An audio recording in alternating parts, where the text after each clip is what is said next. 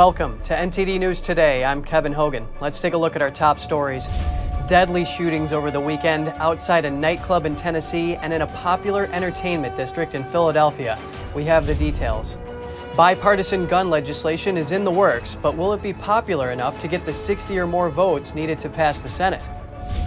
The White House says inflation is a top priority and that they will explore a number of options. The President and First Lady will also attend the Summit of the Americas this week.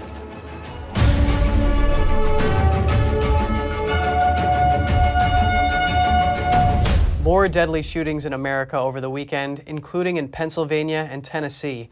It sounds like multiple gunmen were involved in both. It's unclear if the shootings were gang-related or not. NTD's Jessica Beatty has more.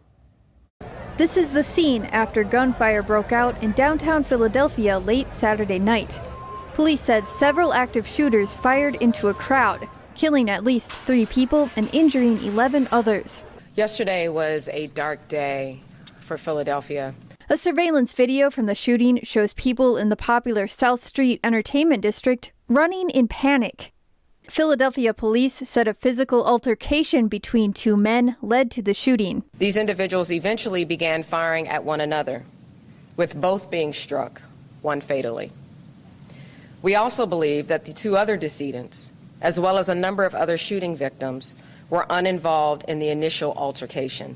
They said one gunman was likely shot and wounded, but escaped police. In all, police said at least 5 guns were likely used by multiple shooters. No arrests as of Sunday night. And in Chattanooga, Tennessee, 3 people are dead and at least 14 injured after a gunfight outside a nightclub Sunday morning. Police say multiple shooters were involved. Mayor Tim Kelly says they hope to have some suspects in custody soon. We're fortunate in that this appears to be driven by a small number of people, no less tragic, however. Police say some victims were hit by bullets, others by vehicles fleeing the chaos.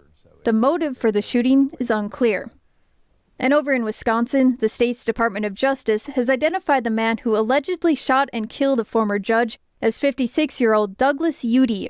Court records show the judge had previously sentenced Udy to 6 years in prison for armed burglary.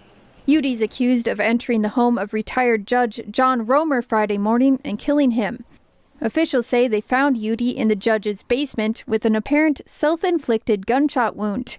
He was hospitalized in critical condition. Jessica Beatty, NTD News.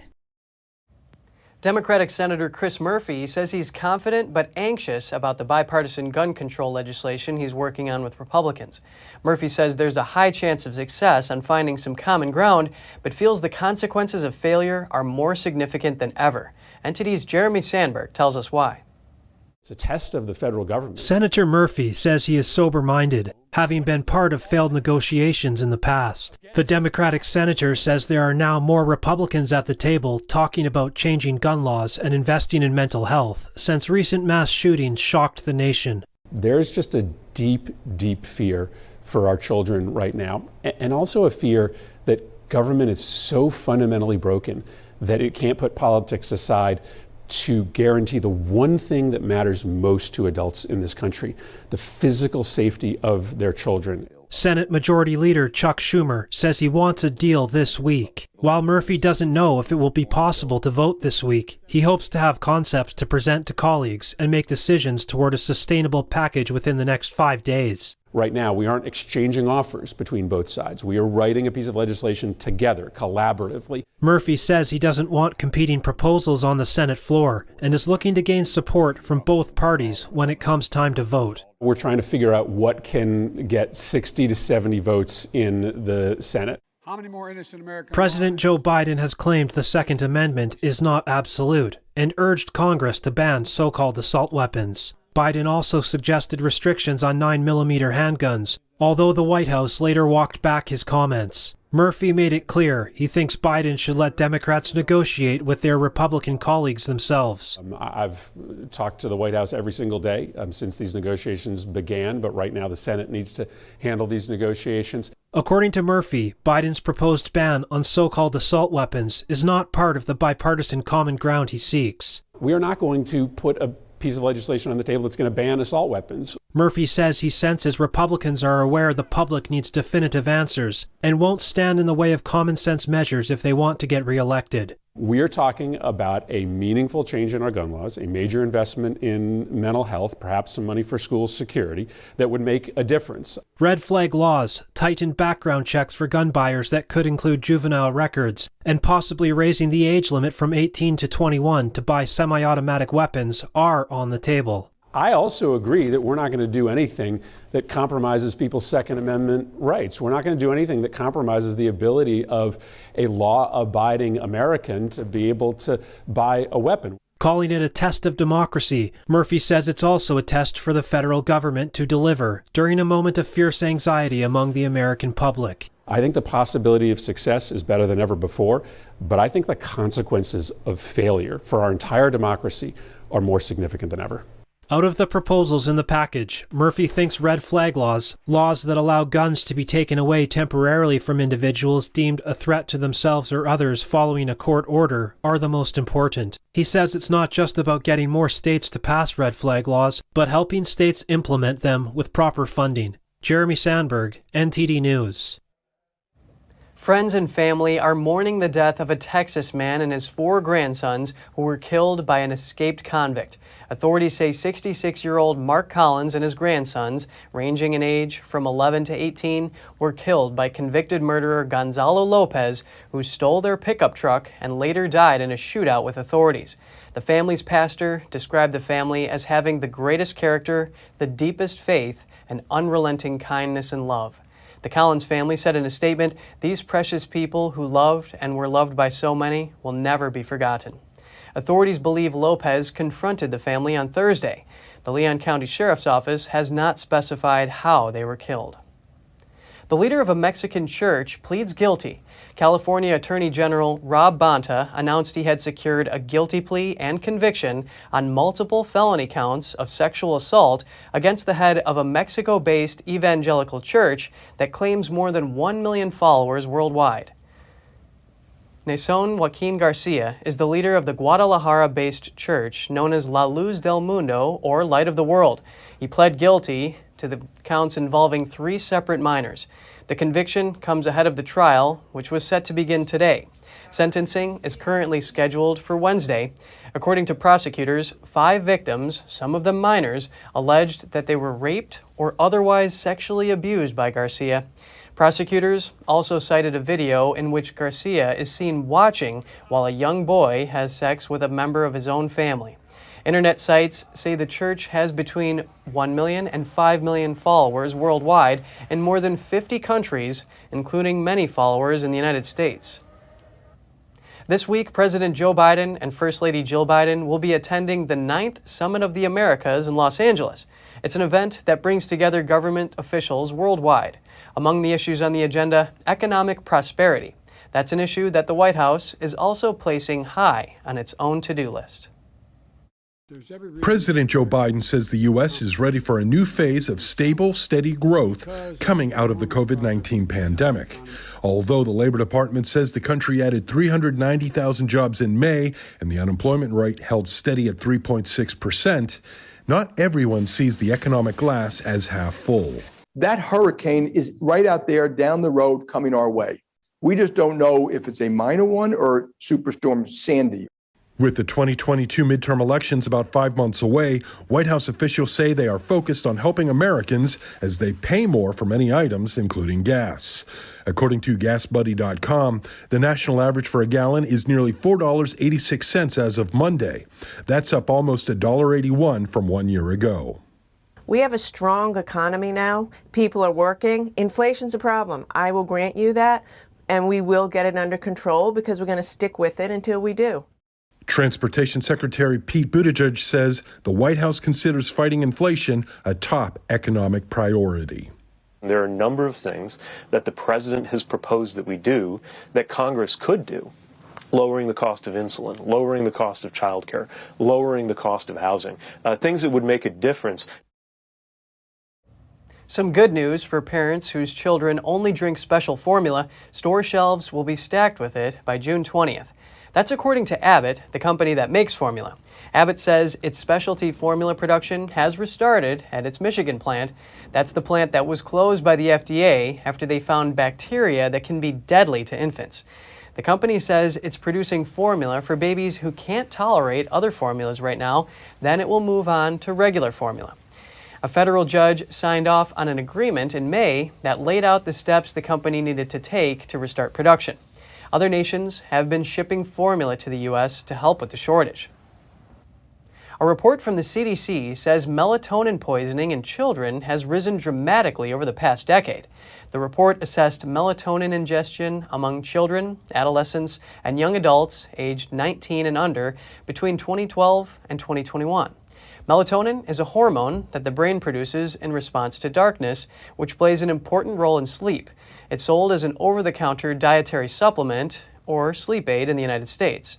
Researchers found that accidental poisonings with melatonin among people 19 and under increased over 500% from about 8,400 in 2012 to over 52,000 in 2021. 5 children required mechanical ventilation and 2 died. Both deaths occurred in children aged 2 and under and occurred at home. Coming up, Russian President Vladimir Putin warns the West that Russia will strike new targets if the U.S. begins supplying Ukraine with longer-range missiles.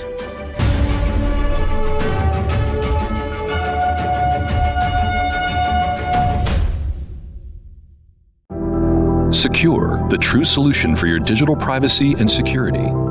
Secure is a private and secure messaging and email solution hosted in Switzerland, using military-grade encryption and Swiss privacy laws, giving you true privacy. Secure is 100% private and does not collect or sell any of your personal data. Secure's Helix technology connects you securely to our Swiss servers without the need of a VPN, guaranteeing privacy and security for all your communications. Secure Messenger doesn't require your phone number or any personal data that hackers target. Chat by Invites allows you to chat privately and securely with anyone outside of your secure network without the need for others to download Secure. Secure Send offers you a private and secure way to email anyone outside of Secure. You won't find this level of privacy or security on any other email or instant messaging application. Visit secure.com. Regain and protect your privacy today. Hello, I'm Mike Lindell, and as you know, my passion is to help each and every one of you get the best sleep of your life. That's why I created my new Giza Dreams bed sheets. I started by using the world's best cotton called Giza. It's only grown in a region between the Sahara Desert, the Mediterranean Sea, and the Nile River. It's ultra soft and breathable, but extremely durable. I guarantee you they'll be the most comfortable sheets you'll ever own. I do not like my sheets. I love my Giza Dream sheets. I'm interrupting this commercial to bring you my BOGO extravaganza. For example, you can buy one of my Giza Dream bed sheets and get a second set absolutely free. Or my 6-piece towel sets. Buy one set, get another one absolutely free. Or you can get my classic premium My Pillow and get another one absolutely free. So call the number on your screen or go to mypillow.com. Use your promo code to get my buy one, get one free offers and get deep discounts on all My Pillow products.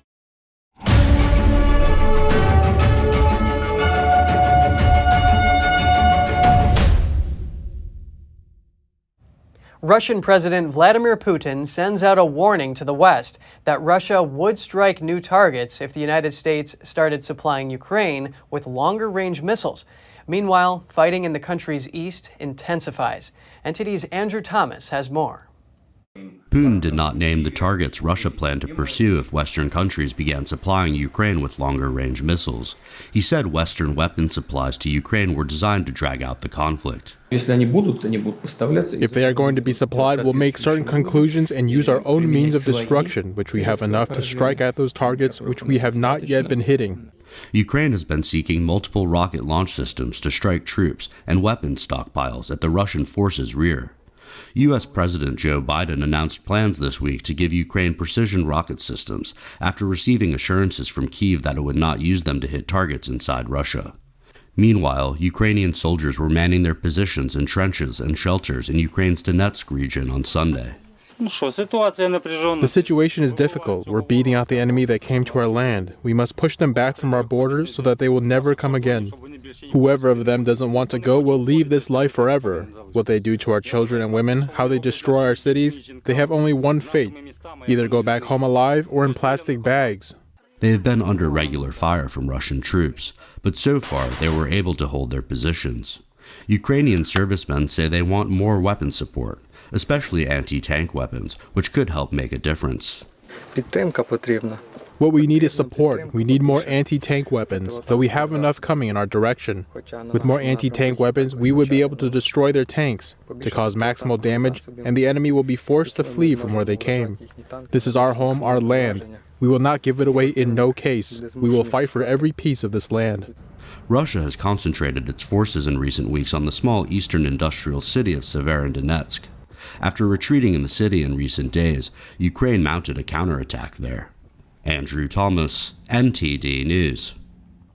Australia's defense minister is raising concerns about a dangerous incident. It involved a Chinese jet intercepting a Royal Australian Air Force flight, the location over waters that China is disputing in the South China Sea. I can confirm that on the 26th of May, a RAF P-8 maritime surveillance aircraft was intercepted by a Chinese J-16 fighter aircraft during what was a routine maritime surveillance activity in international airspace in the South China Sea region. The intercept resulted in a dangerous manoeuvre which did pose a safety threat to the P-8 aircraft and its crew. The Australian government has raised our concerns about the incident with the Chinese government. The Australian Defence Minister says a Chinese military jet released flares as it flew close to the side of an Australian aircraft on May 26th. The jet accelerated and cut across the nose of the Australian plane. It then released, quote, a bundle of chaff which contained small aluminum pieces, some of which were ingested into the Australian aircraft's engine. The Australian crew responded by flying back to base. None of the crew were injured. The defense minister says it was quite obviously very dangerous.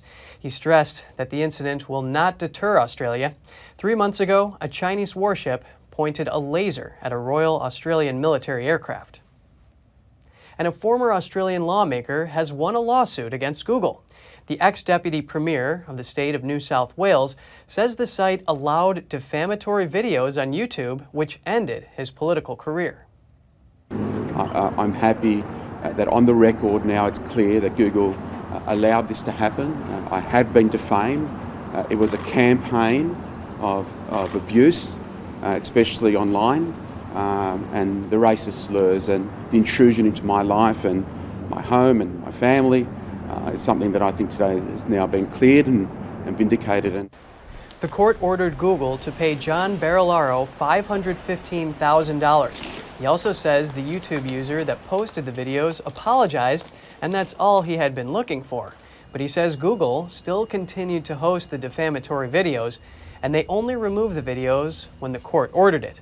The federal court found that Alphabet made money by broadcasting 2 videos attacking the former deputy premier. Alphabet owns YouTube and Google. The videos were viewed nearly 800,000 times. The court heard that a content creator uploaded videos in late 2020. He repeatedly brands the former lawmaker corrupt and calls him names attacking his Italian heritage. The court said that Google had breached its own policies of protecting public figures from being unfairly treated. Barilaro quit politics a year after the videos were posted. Operators of the messaging app Telegram transferred personal information of its users to German federal police. It's a move that deviates from the company's earlier claims of shielding such data from governments. German media Der Spiegel says the personal data is related to users who were suspects of terrorism and child abuse crimes. However, the move comes across as a softening of the company's stance on private data. The company claims only if several court orders from different jurisdictions appear will Telegram be forced to give up data.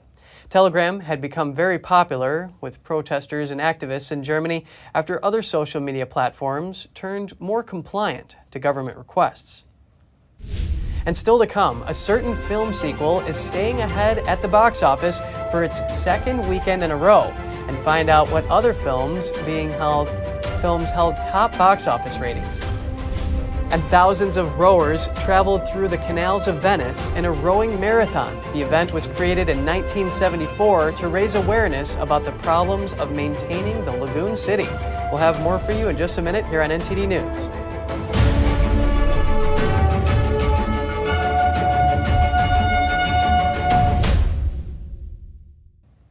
Rowers took part on Sunday in one of the most beloved regattas in Venice, the Vogalonga. More than 1,700 boats set off from St. Mark's Basin to take part in the spectacular regatta, which attracts enthusiasts from all over the world every year. About 7,000 rowers, both professional and amateur, crowded the canals of Venice in the 30-kilometer rowing marathon. It was created in 1974 to raise awareness about the problem of waves afflicting the lagoon city. Over the years, the number of boats and sailors in the race has steadily increased. Participants can freely choose to take part in the competition with different types of rowing boats to enjoy the spirit of the historical event. Movies that open huge usually see their ticket sales fall by at least 50% in their second weekend out. However, a certain high-flying sequel is defying the odds and setting records. Here's the weekend box office top 5. I thought maybe this one. It makes you look like King Zog of Albania. Downton Abbey, A New Era picked up $3 million, falling to 5th place. The Bad Guys are still zooming along. $3.3 million put the animated adventure in 4th place. The Bob's Burgers movie stayed in 3rd, taking in $4.5 million. Things just got out of hand. $9.3 million kept Doctor Strange and the Multiverse of Madness in 2nd place. We're going into combat on a level no living pilot's ever seen. With no new challengers, Top Gun Maverick fell just 32% in its sophomore weekend, grossing $86 million for a 10-day domestic total of $292 million, already Tom Cruise's highest-grossing film ever at the domestic box office. Thank you so much for joining us. We're going to put our email address on screen. We'd love to hear from you. For podcasters, that's news.today@ntd.com. Until next time, Kevin Hogan, NTD News, New York City.